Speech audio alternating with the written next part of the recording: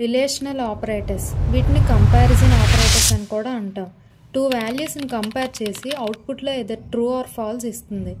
Equal to, double equal టుతో represent చేస్తాం.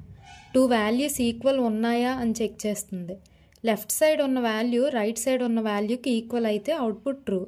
Not equal to, values డిఫరెంట్గా ఉన్నాయా అని చెక్ చేస్తుంది.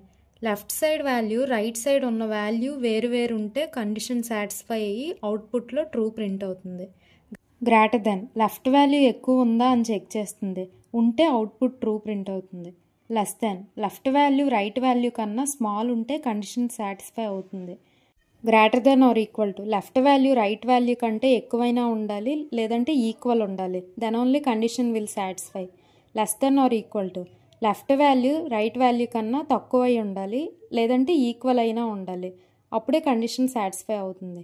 ఈ పర్టికులర్ ప్రోగ్రాంలో ఏకి 10 అసైన్ చేసా, బీకి 20 అసైన్ చేసా. ఈక్వల్ టు చెక్ చేస్తే ఏ ఈక్వల్ టు బీనా, 10 ఈక్వల్ టు 20 కాదు కాబట్టి ఫాల్స్ ప్రింట్ అయింది. Next not equal to, A not equal to B, 10 not equal to 20 ట్రూయే కదా, ట్రూ ప్రింట్ అయింది. A greater than B, 10 greater than 20నా, కాదు కదా, ఫాల్స్ ప్రింట్ అయింది.